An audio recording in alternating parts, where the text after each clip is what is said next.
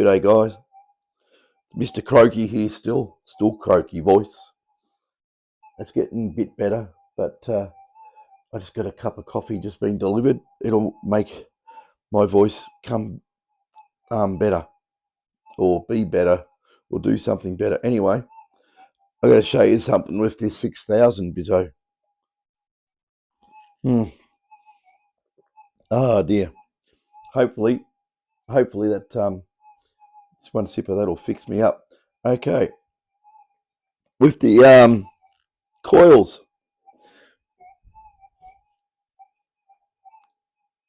I pussyfooted round and I thought I'd do it all and get it out nice. Nah, in the end of it, I said, no way.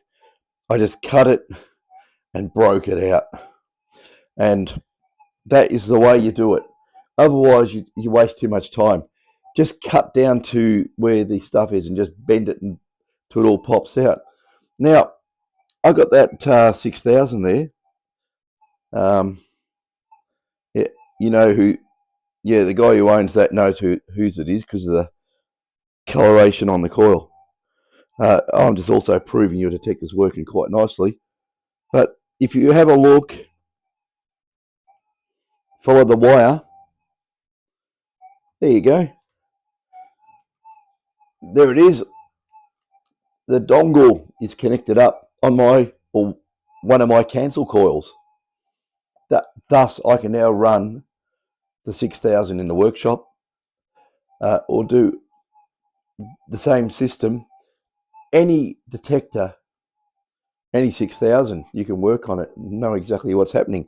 Now, everyone was saying they have problems with the thing sounding off, all sorts of issues. And I've got to keep drinking coffee, else the voice will go. So bear with me.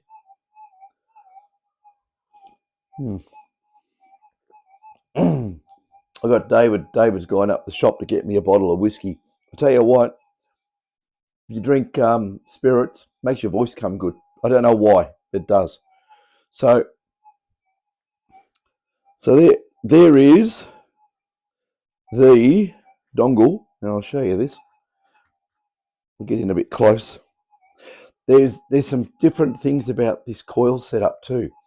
It has a inductor in series with the existing coil, but I've transferred it onto this as well. There's an inductor in series which is parallel with an 80 ohm resistor. I don't know what the inductor is. It'll just be some low value, and a capacitor with that series network in parallel across the coil windings. So it's there for some reason. I have to study it. I can just probably flick it out and not have it. I don't know. I put it in there anyway. It's very easy. I found all the data on the little chip that goes in the coil. It's a Maxim chip. Well, it's not anymore. It's now analog. But I can tell you it's a DS.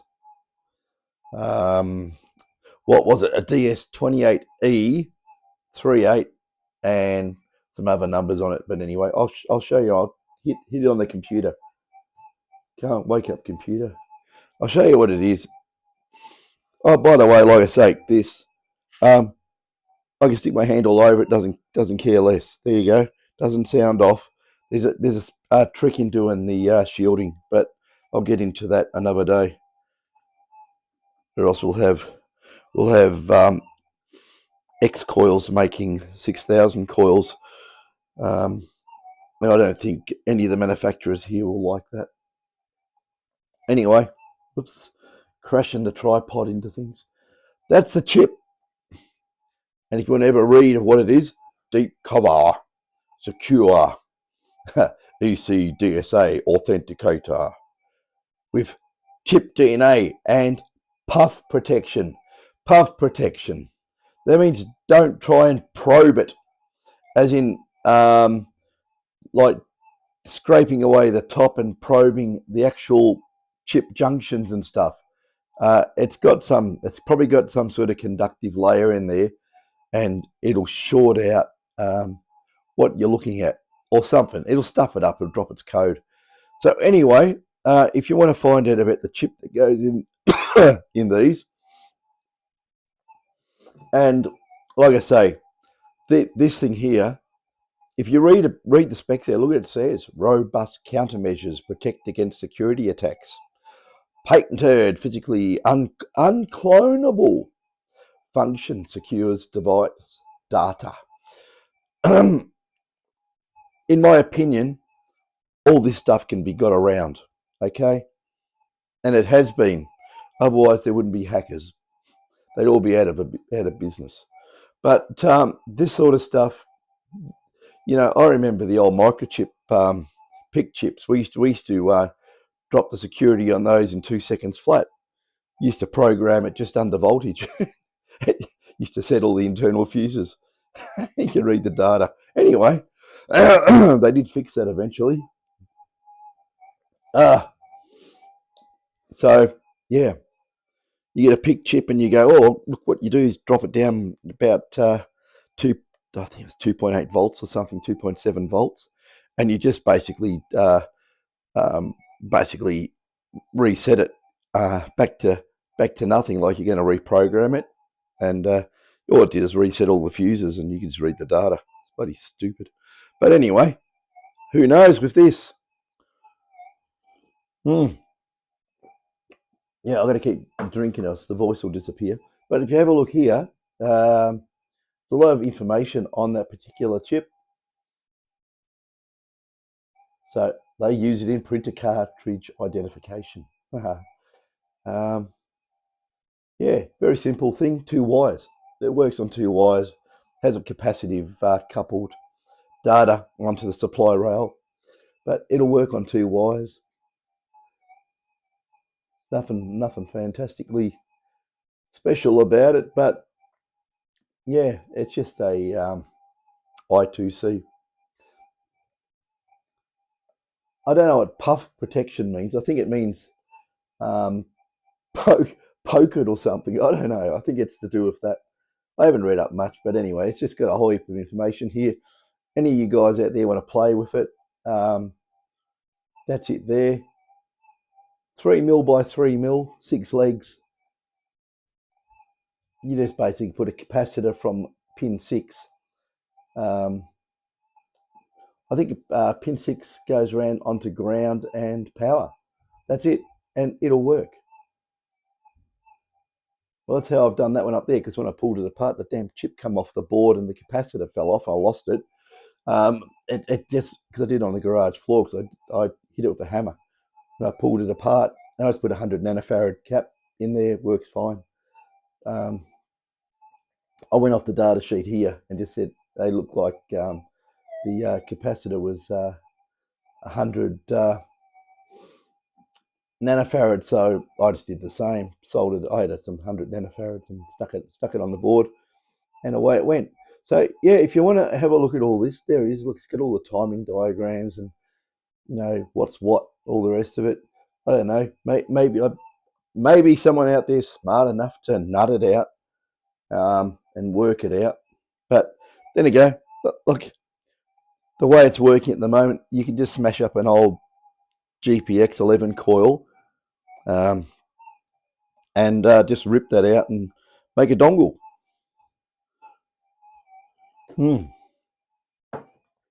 Make a dongle, like, well, make it a bit better than that. Oh, I've got to mention a few things. I'm being very simplistic in how I'm explaining this, but I shouldn't be. Hang on. That setup there, I'll turn this detector off because the battery's a little bit down. And I was going to put the battery on this on charge because it's going back tonight. And I think the guy who owns it probably wants to go out detecting on the weekend, so I'll charge the battery for him. I'll do that right now. There we go. And while I've got it off, means it's not going to blow it to pieces. So hang on. I'll zoom in a bit so you can actually have a look here. There's 2 boards, actually. How did I just grab this whole thing? And I'll stand behind the camera and I'll work it that way. Actually, I'll unscrew it from the detector too. So I'll probably pull the detector on the ground or something silly. Okay. So, get that off there. As you can see, I utilised its own plug and just hooked it up onto one of my coils. It doesn't care less about what it really looks at, but I'll point this bit. I'll try and do it this way around. Here we go. Oh, where are we? There's my hand. There it is there. I'm a bit zoomed in too far. Hang on. Okay, you can see that inductor there. The inductor is a big thing with silver ends and the black in the middle. There's an 80 ohm resistor there, which is that other black thing near my thumb. That's connected in parallel across this inductor, which obviously stops the thing ringing like a bell. Once it's energized, it would continue to ring into the receive cycle, and your detector would be as noisy as almighty. And across, there's a capacitor there. I haven't measured that either. A little cap there, a little white thing that goes across the windings. So basically, the two coil windings and the shield, which is the blue wire. Whoopsie, I'm looking at what I'm looking at, not at the back of the camera. The blue wire just goes on the shield connection, and I've just done a separate shield connection to the coil. It does not want to be connected to the braid or any type of shield whatsoever. It is it's like a floating type of setup with a separate wire running down. The other thing too, those power wires and shield wire, the red, the black, the blue, they're actually litz wire. So they're not just normal wire. So they are litz wire. And obviously the coil feed wire, the actual for the windings, is litz wire as well. Now this whole thing was sandwiched in a ferrite box of some description. And as you can tell, getting the board, I wanted to get the boards out completely like that. So I just hit the ferrite box with a hammer and smashed it into a million pieces. I don't really know that if you run this as an external dongle, you probably don't need it. You've got to do the shielding properly. If you do the shielding properly, it doesn't seem to be reactive. So I'll put this back up. So guys, you can use normal coils on your sixes if you want to go down that path of just sacrificing an old cheapy coil. Well, not cheap, are they? But yeah, they're not cheap, but it works. So I'll spin this around again, rather than just looking at something not doing anything. Well, you can have a look at how this thing works. And I'll drop that down. Not that many people will be interested. I know about 2 or 3 people that will be interested in how this works, but that would probably be about it. But you can look it up yourself anyway. It's on the internet. There you go. It tells you the sequences, how it all, the flow chart. It basically goes. Well, basically, what is it? It's technically probably something like a little EEPROM or something. I haven't really read into it. I just found it and looked it up to just make sure I got the pin connections right, because the bloody chip fell off the board because it was all stuck in resin. But that yellow resin had stuck, it just heated up 250 degrees C. It just breaks off easy. So, and that's sort of hot enough to make all the solder melt or anything like that. I wouldn't get it too hot, but you just poke around, falls off. So I proved the point. I was rough as guts doing it. I really was. I was so pedantic to start with that I'll try and preserve this, and so you can make another coil out of it and then dongle that coil, and at the end of it I said, what am I saving? A bloody housing. I mean, freaking hell, it's not worth it. So I just said, stuff it. And yeah, a lot quicker, just destroy the thing, pull it apart. And very, very easy. Now, you notice that my shielding on my coil works like a charm. There's no interaction. It works as a perfect Faraday shield. Oh, and you can just go. I did a hot rock test and everything with it before, and works fine. It yeah, ground balances beautifully, very, very quickly, and there's no residual. If I make that coil up there better than what I have, it's not very balanced. I mean, if you have a look at, you know, if I get it down, you know, it's not really symmetrical. There you go. It's a little bit big on that side. If you want to get it perfect and make it nice and round, it gets rid of most of the noise. And the feed point here, where I feed it here, it should actually be, I should actually configure it so the feed point is right in the middle, and that makes it very quiet. So that's a thing to keep in the back of your mind when you're mucking around those sort of coils. Yeah, I've got some round monos that I could hook it up on. Down here, we got that's a little tiny mono that I made up. It's for the other GPXs 45s 5s, but I think that if I took the cable off and stuck it on that, it'd work really well. Be a beautiful little sniping coil. This thing here does have a lot more sensitivity and grunt than a normal type of coil, just because of the way I constructed it. That's why it's fat.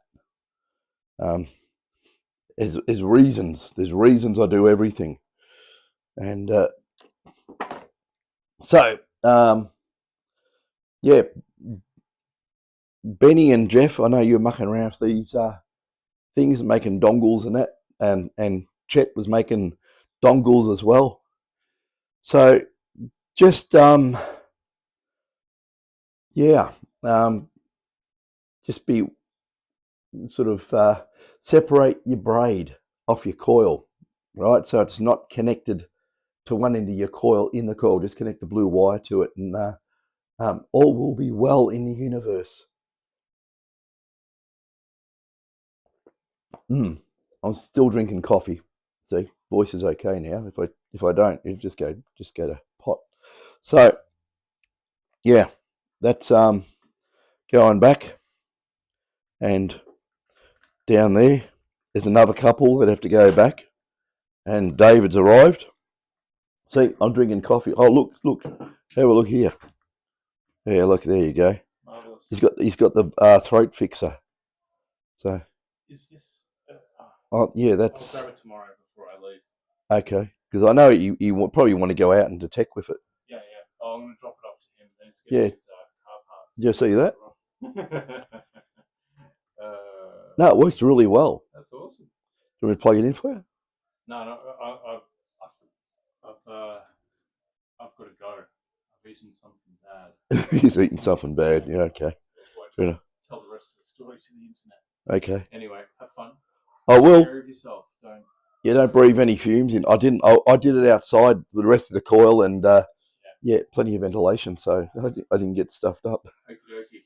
Let me know if when to get Dude's detector back to him. Yeah, well, everything's ready to roll, sort of thing. Okay. I'm just going to test all the other ones, and give them the final test.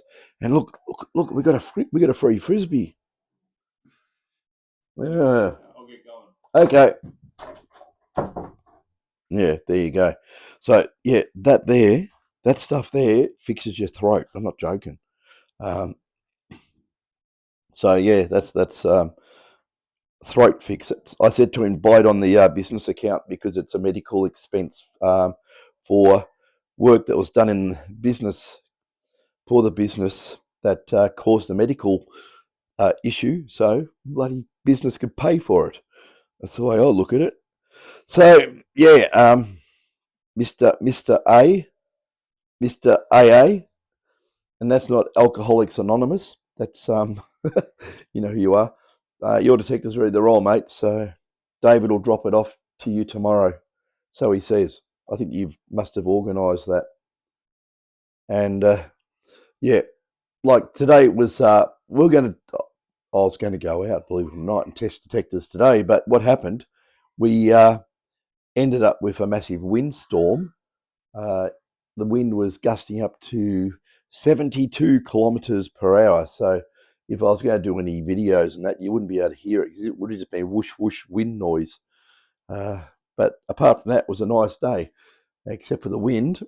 And yeah, maybe tomorrow morning we can get out, but it's meant to rain tomorrow. We'll see. We'll see what happens anyway. I just want to get rid of this raspy throat business. It's driving me crazy.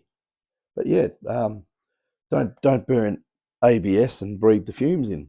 That's the moral of the story. There we go. Okay, that's enough waffle on this, isn't it? Guys, you know now that you can dongle up your own coils.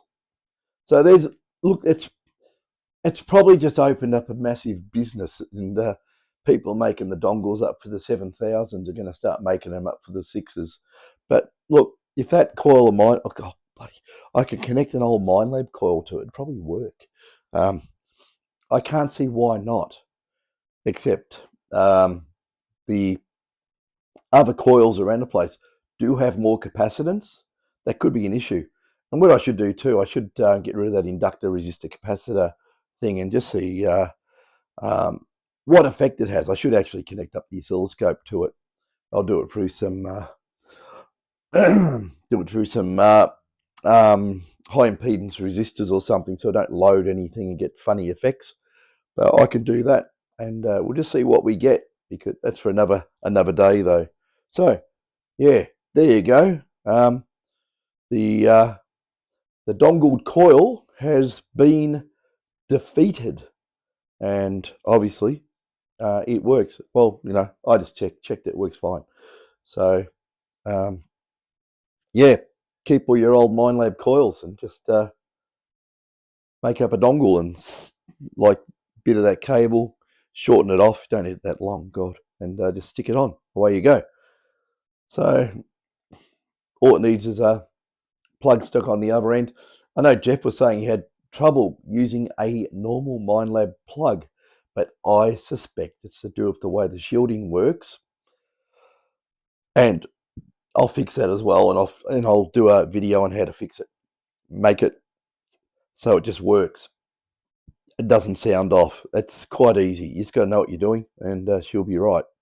Okay, guys, that's enough of that, Bizzo.